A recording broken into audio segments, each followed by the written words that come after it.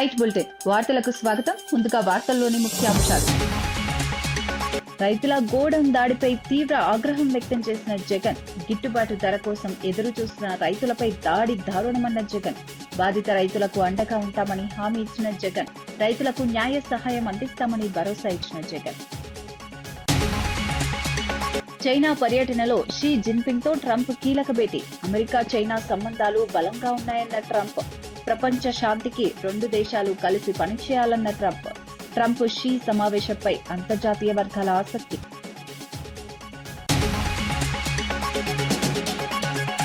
భగీరథ్ కేసులో రాజీ ఉండదన్న మంత్రి సీతక్క స్పష్టం. తప్పు చేసిన వారికి చట్టం ముందు శిక్ష తప్పదన్న సీతక్క. ప్రత్యేక మహిళా అధికారితో వేగంగా దర్యాప్తు కొనసాగింపు. మహిళల భద్రత విషయంలో రాజీ ఉండదన్న మంత్రి సీతక్క. ఫీడ్ వ్యాపారులు సిండికేట్ గా మారారన్న ప్రసాద్ రాజు. ధరల పెరుగుదలతో రైతులు తీవ్ర ఇబ్బందులు పడుతున్నారన్న నేత. రొయ్యల రైతుల సమస్యలపై ప్రభుత్వం స్పందించాలని డిమాండ్.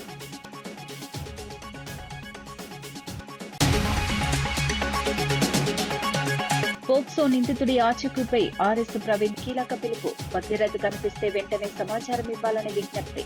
చిన్నారుల భద్రత విషయంలో రాజీ ఉండకూడదన్న ప్రవీణ్. నిందితుడిని చట్టం ముందు నిలబెట్టాలని డిమాండ్ చేసిన ఆర్ఎస్.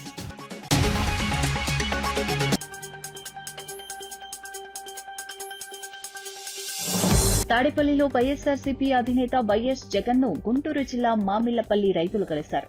మొక్కజొన్నకు గిట్టుబాటు ధరలు లేక పంటను గోడౌన్లో నిల్వ చేసుకుంటున్నామని, అయితే టీడీపీ కార్యకర్తలు దాడి చేసి తాళాలు పగలగొట్టారని రైతులు వివరించారు. ఈ ఘటనకు సంబంధించిన ఫోటోలు, వీడియోలను జగన్ కు పంపించారు. ఎమ్మెల్యే ప్రోద్బలంతో వందలాది మంది గ్రామంలో విధ్వంసం సృష్టించారని ఆరోపించారు. రైతులపై అట్రాసిటీ కేసులు నమోదు చేయడాన్ని జగన్ తీవ్రంగా తప్పుబట్టారు. గిట్టుబాటు ధర కోసం ఎదురు చూస్తున్న రైతులపై దాడి చేయడం దుర్మార్గమని అన్నారు. బాధిత కుటుంబాలకు వైఎస్ఆర్సీపీ అండగా ఉంటుందని భరోసా ఇచ్చారు. అవసరమైన న్యాయ సహాయం లీగల్ సెల్ ద్వారా అందిస్తామని హామీ ఇచ్చారు.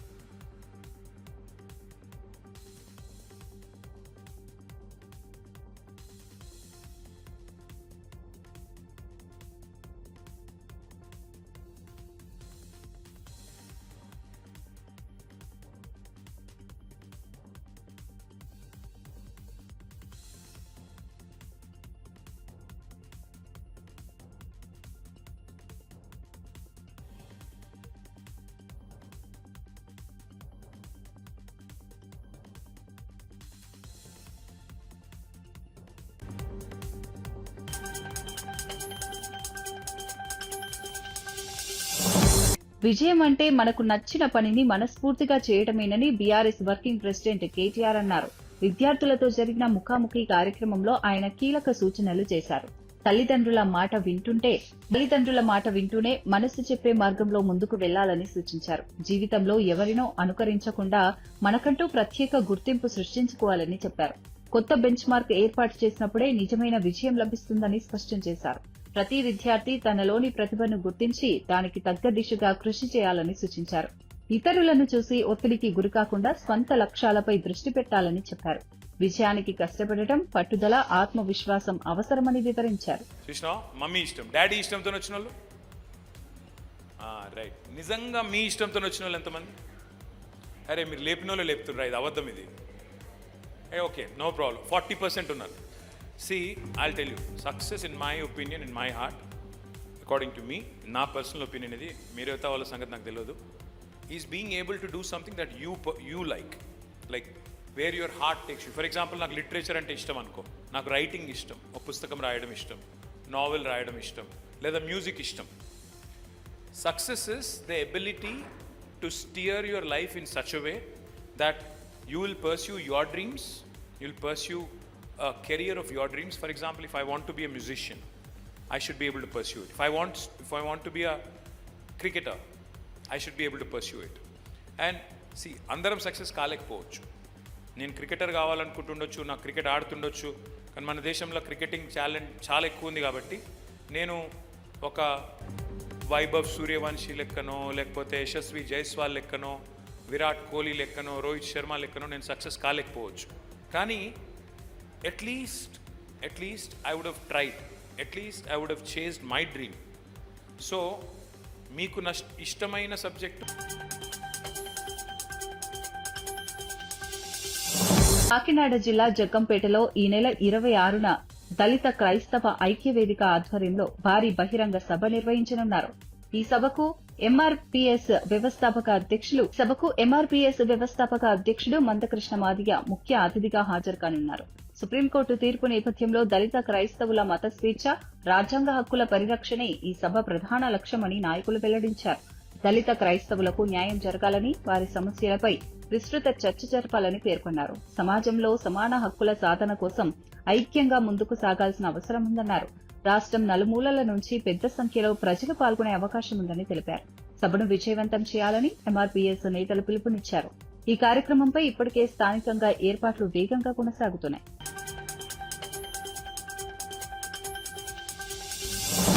భగీరథ్ కేసులో ఎలాంటి రాజీ ఉండదని మంత్రి ధనసరి అనసూయ సీతక్క స్పష్టం చేశారు. ఈ వ్యవహారంలో తప్పు చేసిన వారు ఎంతటి వారైనా చట్టం ముందు శిక్ష తప్పదని హెచ్చరించారు. నిందితుల హోదా, రాజకీయ నేపథ్యం ఏమిటన్నది పక్కన పెట్టి విచారణ జరుగుతుందని తెలిపారు. కేసు దర్యాప్తు కోసం ప్రత్యేక మహిళా పోలీసు అధికారిని నియమించినట్లు వెల్లడించారు. దర్యాప్తు వేగంగా కొనసాగుతోందని, న్యాయం జరిగేలా ప్రభుత్వం కట్టుబడి ఉందన్నారు. బాధితులకు పూర్తి స్థాయిలో రక్షణ కల్పిస్తామని చెప్పారు. మహబూబాబాద్ కలెక్టరేట్లో జరిగిన సమీక్షా సమావేశంలో పాల్గొన్న సందర్భంగా ఈ వ్యాఖ్యలు చేశారు.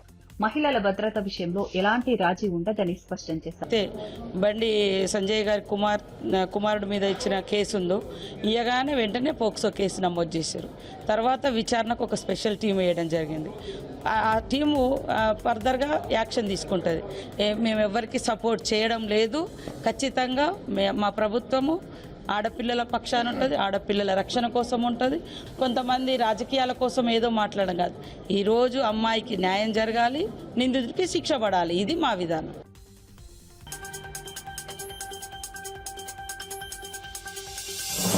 ఆదిలాబాద్ జిల్లాలో సంచలనం సృష్టించిన అనుమానాస్పద మృతి కేసును పోలీసులు ఛేదించారు. శాంతినగర్ కు చెందిన శివన్న హత్య వెనుక సంచలన విషయాలు వెలుగులోకి వచ్చాయి. శివన్న జేబులోని చిల్లర డబ్బు, బీడీలు తరచూ మాయమవుతున్నాయని అనుమానించినట్లు పోలీసులు తెలిపారు. ఈ విషయంలో స్నేహితుడు పోషెట్టిని ప్రశ్నించడంతో ఇద్దరి మధ్య వివాదం చోటు చేసుకున్నట్లు తెలిపారు.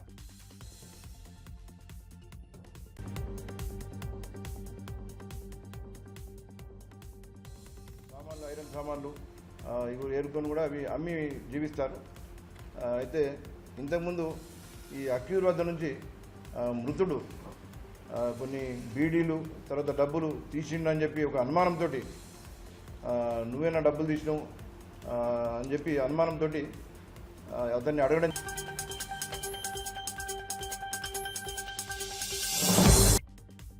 వైఎస్ఆర్సీపీ అఫీషియల్ ఇన్స్టాగ్రామ్ అకౌంట్ తొలగింపుపై ఆ పార్టీ లీగల్ సెల్ అధ్యక్షుడు మనోహర్ రెడ్డి తీవ్ర ఆరోపణలు చేశారు. చంద్రబాబు ప్రభుత్వాన్ని వ్యతిరేకించే వారిని తీవ్రవాదులుగా పరిగణిస్తున్నారని విమర్శించారు. పోలీసు వ్యవస్థ ద్వారా రిపోర్టులు పంపించి సోషల్ మీడియా ఖాతాలను లక్ష్యంగా చేసుకుంటున్నారని ఆరోపించారు.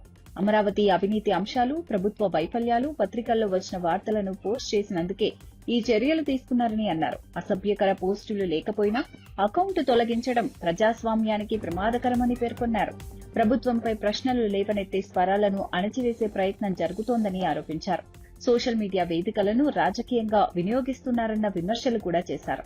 ప్రజల అభిప్రాయాలను అణచివేయడం వల్ల ప్రజాస్వామ్య వ్యవస్థకు నష్టం కలుగుతుందని అన్నారు. ఈ వ్యాఖ్యలు రాజకీయ వర్గాల్లో చర్చకు దారితీస్తున్నాయి. ఈ అంశంపై అధికార పార్టీ నుంచి ఎలాంటి స్పందన వస్తుందన్నది ఆసక్తికరంగా మారింది. ఏదైనా ఉందా? ఏం లేవు అట్లాంటివి. మామూలుగానే వాటిల్లో ముఖ్యంగా ప్రభుత్వ విధానాలను సహేతుకంగా విమర్శించిన పోస్టులే అందులో ఎక్స్ హ్యాండిల్లో ఉంటే వాటిల్లో కూడా వాటిపైన కూడా నోటీసులు ఇస్తున్న సందర్భం చూస్తున్నాం. అమరావతి ముసుగులో దోపిడీని వ్యతిరేకించిన తర్వాత ఈనాడు పేపర్లో వచ్చిన 2,500 కోట్ల రూపాయలు అద్దాలకు మాత్రం గ్లాసెస్ కి అమరావతి బ్యూటిఫికేషన్ లో భాగంగా దానికి 2,500 కోట్లు ఖర్చు పెడుతున్నారని ఈనాడులో ఒక వార్త వస్తే ఆ వార్తను పోస్ట్ చేస్తే దానిపైన కూడా ఒక నేరంగా చిత్రీకరించి ఇది చేయడం. తర్వాత కరెంటు ఛార్జీలను ప్రభుత్వం పెంచితే ఇది సరైనది కాదు, ప్రజలను అడ్డు పెంచడమే అని చెప్పి ఓ పోస్టు పెడితే దాన్ని తొలగించమని ఆదేశాలు. కర్నూలు బస్సు యాక్సిడెంట్కు కారణాలు కేవలం బెల్ట్ షాపులు మాత్రమే. ఆ రోజు జరిగిన సంఘటనలో 19 మంది ప్రాణాలు కోల్పోవడానికి కారణం ఈ ప్రభుత్వం నిర్వహిస్తున్నటువంటి మద్యం పాలసీ, అలాగే విచ్చలవిడిగా ఉన్నటువంటి బెల్ట్ షాపులన్నీ ప్రశ్నిస్తే అది ఒక నేరమే. దానిపైన ఎఫ్ఐఆర్లు, తర్వాత దానిపైన అన్నిటికీ కంప్లైంట్లు.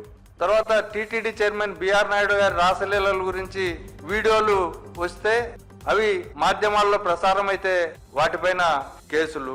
రెడ్ బుక్ రాజ్యాంగాన్ని విమర్శించినా సరే సోషల్ మీడియా హ్యాండిల్స్ పై అక్రమ కేసులు ఇవన్నీ పెడతా ఉండడం ఈ రాష్ట్రంలో సర్వసాధారణంగా జరుగుతా ఉంది. అదేవిధంగా ఇప్పుడు కొత్త పద్ధతి ఏంటంటే చంద్రబాబు గారు అనుసరిస్తున్న కొత్త పద్ధతి శాంతి భద్రతల నిర్వహణకు గాని, శాంతియుతమైన సమాజంలో అశాంతి లేకుండా శాంతి భద్రతలను కాపాడాల్సినటువంటి పోలీసు వ్యవస్థను మొత్తం తన పార్టీ ప్రయోజనాల కోసం, అలాగే ప్రతిపక్ష పార్టీకున్న మీడియాలని వేధించడం కోసం సర్వశక్తులు ఒడ్డేలా పోలీసు యంత్రాంగాన్ని తన గుప్పిట్లో పెట్టుకుని వ్యవహరిస్తున్నారు. దీన్ని చంద్రబాబుకు అడుగులకు మడుగులొస్తే కొంతమంది అధికారులు తమ భుజాన వేసుకుని వీరభక్తి ప్రదర్శిస్తూ రాజ్యాంగానికి వ్యతిరేకంగా, క్రిమినల్ జస్టిస్ సిస్టానికి వ్యతిరేకంగా, చట్టాలకు వ్యతిరేకంగా వాళ్ళు ఇవాళ ప్రవర్తిస్తున్నారు. ఇన్ఫర్మేషన్ టెక్నాలజీ యాక్ట్ సెక్షన్ 69 ప్రకారం పోలీసులు వ్యవహరించాలా, ఎవరైనా వ్యవహరించాలా. అందులోనే 2009లో కొన్ని రూల్స్ కూడా ఫ్రేమ్ చేశారు. 66 యాక్ట్ని, దాంట్లో ఇన్ఫర్మేషన్ టెక్నాలజీలోని సెక్షన్ 66ని సుప్రీంకోర్టు కొట్టివేసింది. కేంద్రం రూపొందించిన రూల్స్ ప్రకారం ఇవాళ ఎవరైనా నడుచుకోవాల్సిందే, ఏ పార్టీ అయినా ఎవరైనా. ఏదైనా ఒక హ్యాండిల్లో, ట్విట్టర్లో కానీ, ఫేస్బుక్లో కానీ, ఇన్స్టాలో కానీ ఏదైనా ఒక వీడియో కానీ లేకపోతే ఒక కంటెంట్ కానీ పోస్ట్ చేస్తే అది వాళ్ళకి ఇబ్బందికరంగా ఉంది అంటే వాళ్లకు ఒక మెకానిజం ఉంది. ఆ మెకానిజం ద్వారా మాత్రమే పోవాలా. ఫస్ట్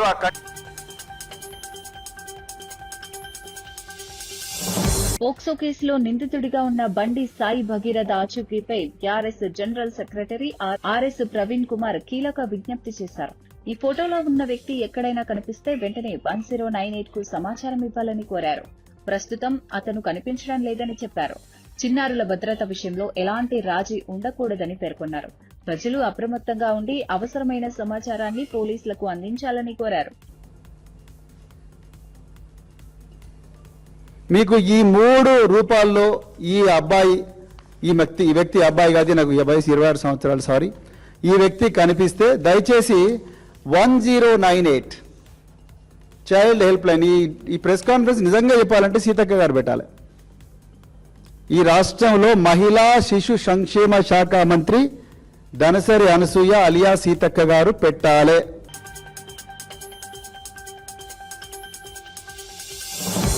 పోక్సో కేసులో బండి భగీరథ్ దాఖలు చేసిన ముందస్తు బెయిల్ పిటిషన్పై విచారణ వారం రోజులకు వాయిదా పడింది. తనపై నమోదైన కేసును కొట్టివేయాలని, అరెస్టు నుంచి రక్షణ కల్పించాలని ఆయన పిటిషన్లో కోరారు.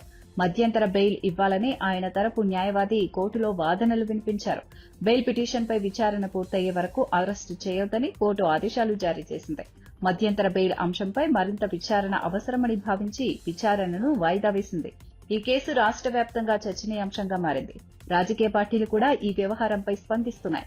న్యాయపరమైన అంశాలు, ఆరోపణల తీవ్రతపై వాదనలు కొనసాగుతున్నాయి. సహాయ సహకారాలు ఇవ్వడానికి వెళ్తే అతను అరెస్ట్ చేసే ప్రమాదం ఉంది. ఎందుకంటే మనకు తెలుసు రీసెంట్గా 8th రోజు ఏదైతే మనం ఇది యాక్చువల్లీ మ్యాటర్ సబ్జుడిస్లో ఉంది, ఎక్కువ మాట్లాడకూడదు, బట్ నేను క్లుప్తంగా చెప్పడానికి ట్రై చేస్తాను. ముఖ్యంగా ఏదైతే 8th మే రోజు ఎఫ్ఐఆర్ అయిందో అక్యూజ్డ్ మీద, దాని తర్వాత నెక్స్ట్ డే మళ్ళీ ఇంకో స్టేట్మెంట్ తీసుకొని ఫస్ట్ ఇనీషియల్గా పోక్సో యాక్ట్ సెక్షన్ 5 and 11 పెట్టలేదు. ఏదైతే అబౌవ్ 7 years ఉందో సెక్షన్ 5 and 11 అవి పెట్టకుండా కేవలం 3 years సంబంధించిన పోక్సో యాక్ట్ సెక్షన్స్ మాత్రమే పెట్టడం జరిగింది. కానీ what ever might be the reasons తర్వాత 9th తర్వాత మళ్ళీ స్టేట్మెంట్ తీసుకొని దాని తర్వాత నెక్స్ట్ 7 ఏళ్ళకి పైగా శిక్ష పడే ఆల్టర్ చేస్తూ ఆ సెక్షన్స్ని మార్చి 7 ఏళ్ళు పైబడే శిక్ష పడే పనిష్మెంట్ అట్రాక్ట్ అయ్యే సెక్షన్స్ పెడతాం జరిగింది. సో దాని మీద ముఖ్యంగా ఇవాళ ఆర్గ్యుమెంట్స్ జరిగాయి, ఎందుకు ఈ ఆల్టరేషన్ జరిగింది ఏంటి అని. సో దాని మీద కూడా టైం కోరితే at the same time the material facts మా దగ్గర తగిన సాక్ష్యాధారాలు ఉన్నాయి. ముఖ్యంగా అది ఏదైతే ఇది పోక్సో వర్తించదని చెప్పడానికి అట్ ద సేమ్ టైం అవి ప్రూవ్ చేసుకోవడానికి ఆ మెటీరియల్ పోలీస్ వారికి సహకరిస్తూ ఆ మెటీరియల్ సబ్మిట్ చేయడానికి అక్యూజ్డ్ వెళ్ళే ఈ యొక్క ప్రక్రియలో అతను అరెస్ట్ చేసే ఛాన్సెస్ ఉన్నాయి. అప్పుడు ఈ బెయిల్ అప్లికేషన్ మొత్తం ఇన్ఫ్రాక్ట్ అయ్యే ఛాన్సెస్ ఉన్నాయి. సో అట్లీస్ట్ ఈ బెయిల్ హియరింగ్ ఫైనల్ హియరింగ్ అయ్యేంత వరకు ఈ ఇంటరిమ్ బెయిల్ మాత్రం మాతో అంగీకరించండి అని చెప్పి నిరంజన్ రెడ్డి గారు చాలా అద్భుతంగా వాదించడం జరిగింది. సో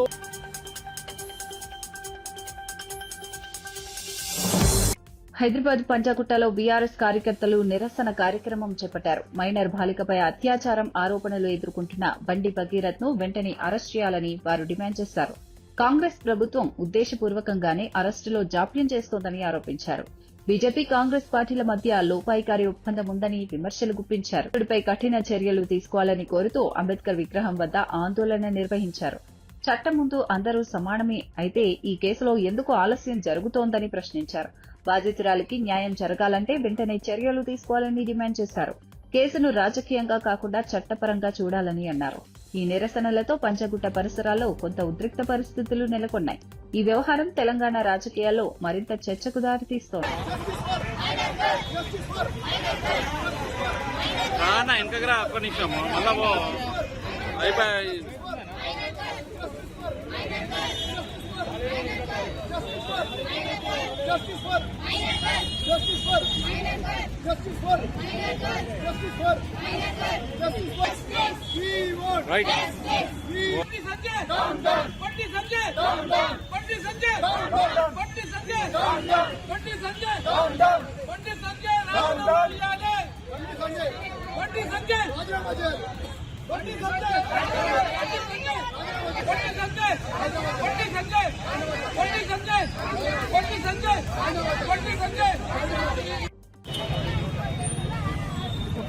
అన్నా చెప్పండి. కరీంనగర్ ఎంపీ కేంద్ర హోంశాఖ సహాయ మంత్రి బండి సంజయ్ గారు ఆయన సుపుత్రు మీద దాదాపుగా వారం రోజుల క్రితం 8వ తారీఖున పోక్సో కేసు ఒక మైనర్ బాలికని ప్రలోభ పెట్టాలని కేసు చేయడం జరిగింది. ఈ రోజు వరకు కూడా పోలీసులు అరెస్ట్ చేయకపోవడం దురదృష్టకరం. నేను అడుగుతా ఉన్న బండి సంజయ్ గారిని, మీకో న్యాయము సామాన్య ప్రజలకో న్యాయమా? అదే మీ కుటుంబ సభ్యులైతే ఈ విధంగానే ప్రవర్తిస్తారు. మీరు ఎందుకని మీ సుపుత్రులను దాపెడతా ఉన్నారు? ఎందుకు స్విచ్ ఆఫ్ చేస్తా ఉన్నారు? ఎందుకు పోలీసులకు మీరు అప్పచెప్పట్లేదు? ఒక మైనర్ బాలిక న్యాయం జరగాలంటే నేను డిమాండ్ చేస్తా ఉన్నా, బండి సంజయ్ గారు మీరు రాజీనామా చేయండి, మీ సుపుత్రుని పోలీసులకు అప్పచెప్పండి, అప్పుడే ఈ ఒక మైనర్ బాలిక న్యాయం జరుగుతుంది. కాబట్టి ఇంకోటి, నేను ఈ రాష్ట్ర ముఖ్యమంత్రి హోంశాఖ మంత్రి అయినటువంటి మన రేవంత్ రెడ్డి గారిని అప్పీల్ చేస్తా ఉన్నా, మీరు మీ బాధ్యత ఒక రాష్ట్ర ప్రజలు మీ బిడ్డలాగా భావించి ఒక మైనర్ బాలిక అన్యాయం జరిగినప్పుడు మీరు యాక్షన్ తీసుకోవాల్సింది పోయి ఈరోజు బండి సంజయ్ గారిని పుత్రుని తప్పిస్తా ఉన్నారు. కాబట్టి ఒకసారి మీరు ఆలోచించుకోవాల్సింది కోరుతా ఉన్నాం. గతంలో కూడా మా బీఆర్ఎస్ వర్కింగ్ ప్రెసిడెంట్ కేటీఆర్ గారు చెప్పడం జరిగింది, కాంగ్రెస్ బీజేపీ ఈ ఫెవికాల్ బంధం లాంటిది టైం వచ్చినప్పుడు పెట్టబడుతుంది. ఈరోజు రేవంత్ రెడ్డి గారు బండి సంజయ్ గారు కలిసి ఈ యొక్క మైనర్ బాలిక పోక్సో కేసుని నీరు గారుస్తా ఉన్నారు. కాబట్టి ఈ యొక్క కేసుని న్యాయం జరగాలంటే బండి సంజయ్ గారు రాజీనామా చేసి వాళ్ళ సుపుత్రుని పోలీసులకు అప్పచెప్పినట్టయితే ఈ యొక్క కేసు మైనర్ బాలిక న్యాయం జరుగుతుందని చెప్తాను. ఇప్పటికి 5 రోజులు జరిగిపోయినా ఇప్పుడు అరెస్ట్ రాజకీయ తెలియలేదు అంటే ప్రభుత్వ వైఫల్యమా పోలీసుల నిఘా వైఫల్యమా? ఇది కావాలనే వాళ్ళు తప్పిస్తా ఉన్నారు, ఎందుకంటే అరెస్ట్ చేయలేదు. ఇది ఇంకోటి, మన రాష్ట్ర ఇద్దరు మంత్రులు సీతక్క గీతక్క కొండా సూర్యకక్క, ఈ ఇద్దరు కూడా ఇప్పటివరకు కూడా ఒక మైనర్ బాలికకు ఈ పోక్సో కేసు చట్టం కింద కేసు బుక్ అయితే ఇప్పటివరకు స్పందించకపోవడం దురదృష్టకరం. అదే మీ కుటుంబ సభ్యులైతే మీరు ఏ విధంగానే ఉంటారా? ఒకసారి ఆలోచించాల్సింది.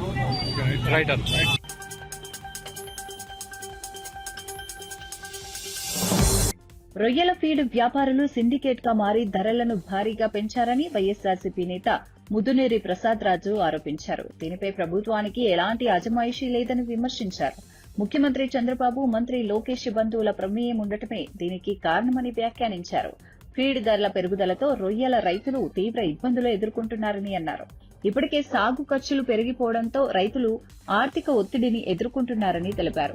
ధరల నియంత్రణకు ప్రభుత్వం చర్యలు తీసుకోవాల్సిన అవసరముందన్నారు.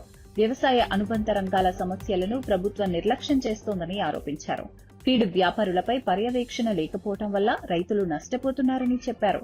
ఈ అంశం ఇప్పుడు రాజకీయంగా చర్చనీయాంశంగా మారింది. రైతులు ఏమైపోయినా ఈ ప్రభుత్వానికి పట్టడం లేదు. ఏ గతంలో మరి ఎక్కడా కూడా 5 సంవత్సరాల్లో ఫీడ్ కానీ సీడ్ కానీ ఇబ్బంది లేకుండా పెంచకుండా చూసినటువంటి జగన్మోహన్ ప్రభుత్వంలో ఈ రోజున మీరు ఈ 2 సంవత్సరాల్లోనే ఫీడ్ రేట్ ఇంత దారుణంగా పెంచడం ఎంతవరకు సబబు? 25,000 రూపాయలు టన్నుకి మాకు భారం అవుతా ఉంది, మాకు పర్మిషన్ ఇవ్వండి అని లెటర్ పెట్టడం జరిగింది. వాస్తవంగా ఫీడ్ యాజమాన్యానికి మేము ఒకటే కోరుతా ఉన్నాం. ఇవాళ ఫీడ్ సోయా కానీ మెయిన్గా ముడి సరుకులు, మీరు ఫీడ్ తయారు చేసేటువంటి ముడి సరుకులు 2024లో ఎలా ఉన్నాయో ఇప్పుడు 26లో అలాగే ఉన్నాయి. ఇంకా కొన్ని తగ్గినాయి. ఆ రోజు ఇంకా కొన్ని సంవత్సరాల్లో సోయా 80 రూపాయలు ఉంటే ఇప్పుడు 50 రూపాయలు. ఫిష్ మీల్ గతంలో కన్నా ఇప్పుడు తగ్గింది. ఏవైతే ఫీడ్ యాజమాన్యాలు ఉన్నాయో గతంలో కంటే ఇప్పుడు బాగా పెద్దవాళ్ళు అయ్యారు. ఈ కూటమి ప్రభుత్వం బంధుత్వం ఉంది. మీరు ఇంటర్నేషనల్ ఎక్స్పోర్ట్స్ తీసుకున్నారు. మీరు ఎక్స్పోర్టర్స్కి ఇంటర్నేషనల్ మార్కెట్లో ఇతర దేశాలకు ఫీడ్ వెళ్ళాలంటే క్వాలిటీ లేకపోతే ఆ ఫీడ్ తీసుకోరు. కొన్ని నారమ్స్ ప్రకారం ఫీడ్ సప్లై చేయాలి. ఈ నారమ్స్ చూపిస్తా ఉన్నారు, ఇక్కడ రైతులకి ఇది వంక చెప్తా ఉన్నారు. కానీ డొమెస్టిక్ మార్కెట్లో ఇచ్చేటువంటి ఫీడ్ మీరు తక్కువ ధరకు కొంటా ఉన్నారు, తక్కువకి ఇస్తా ఉన్నారు. మీరు ఇంటర్నేషనల్ మార్కెట్ రేట్లు చూపించి ఇక్కడ రైతుల మీద భారం వేసే విధంగా చర్యలు తీసుకోవడం ఎంతవరకు సమంజసం? ఈరోజు ఈ ఫీడ్ యాజమాన్యాలు పెంచినటువంటి బడ్జెట్ సంవత్సరానికి రైతుల మీద 1,300 కోట్ల రూపాయలు భారం పడతాం. వచ్చేటువంటి ఏమో ఉత్పత్తి చేసి కష్టపడి తయారు చేసే రైతుకు మిగిలేదు లేదు. ఎకరాల లెక్క కాదు, ఇంకా ఆ లెక్క లేదు, మొత్తం అందరికి ఇచ్చేస్తామన్నారు. ఆక్వాజోన్ లేదు, నాన్ ఆక్వాజోన్ లేదు, మొత్తం అందరికి ఇస్తామన్నారు. ఇంతవరకు ఎందుకు మీరు దీని మీద ఎవరూ మాట్లాడలేదు? పైగా మీకు ముడుపులు ఇస్తున్నారని ఒక పక్క ఫీడ్ యాజమాన్యానికి సహకరిస్తూ ఉన్నారు. మొన్న ఫిబ్రవరి నెలలో 4,000 రూపాయలు పెంచారు, ఈ రోజున 12,000 రూపాయలు పెంచారు. సుమారు టన్నుకి 16,000, అంటే 20% పైగా మీరు ఇవాళ మేత రేట్లు పెంచి రైతుల్ని పొట్టం పెట్టుకోబోతూ ఉన్నారు మీరందరూ కూడా. దీన్ని వైఎస్ఆర్ పార్టీ తరఫున పూర్తి స్థాయిలో ఖండిస్తా ఉన్నాం. ఏదైతే జగన్మోహన్ రెడ్డి గారు ఏర్పాటు చేసినటువంటి ఆక్వా డెవలప్మెంట్ అథారిటీ ఉందో, ఒక మంచి ఉద్దేశంతో ఏర్పాటు చేశాం. ఎందుకు మీరు అథారిటీ కన్సర్న్లో లేకుండా ప్రభుత్వం ఒక అజమాయిషీ లేకుండా ఎందుకు చేస్తా ఉంది?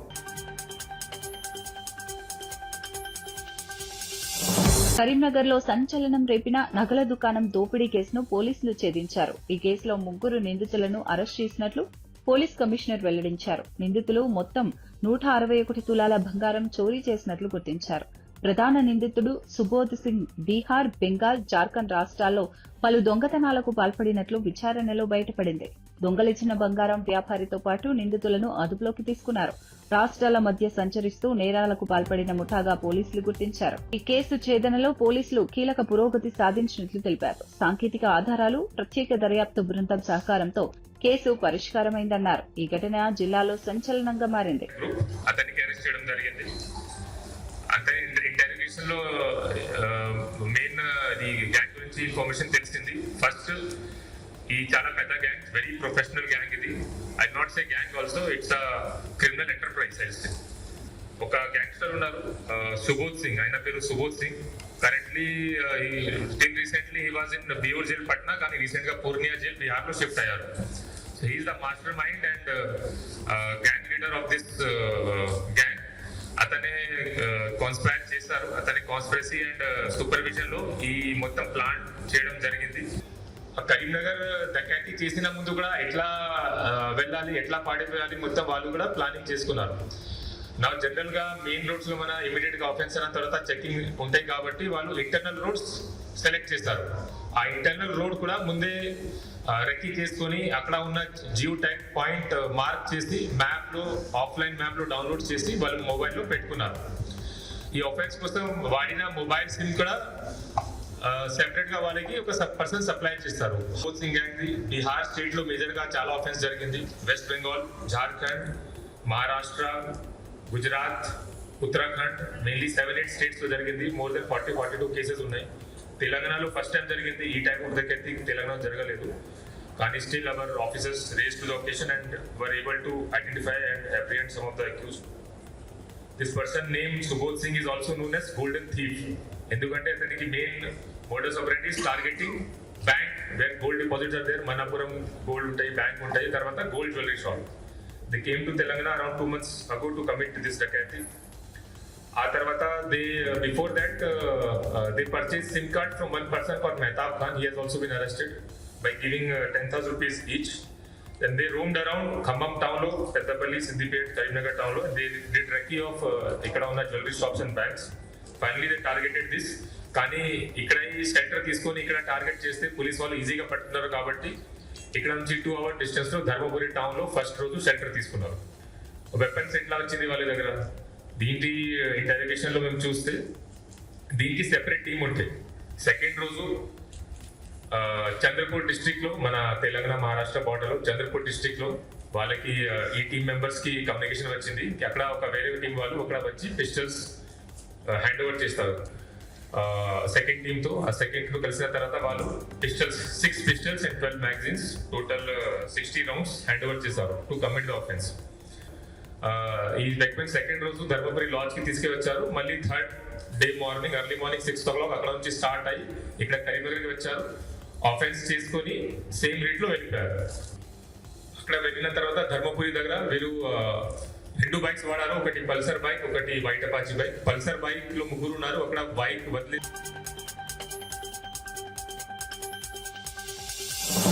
ఆంధ్రప్రదేశ్లో ఇంధన పొదుపు, కాలుష్య నియంత్రణ లక్ష్యంగా ముఖ్యమంత్రి కీలక సూచనలు చేసినట్లు మంత్రి వెల్లడించారు. ప్రభుత్వ శాఖల్లో వారానికి 2 రోజులు వర్క్ ఫ్రం హోం విధానాన్ని పరిశీలించాలని సూచించినట్లు తెలిపారు. ప్రతి శుక్రవారం నో వెహికల్ డే పాటించే అంశాన్ని అమలు చేయాలని ప్రతిపాదించారు.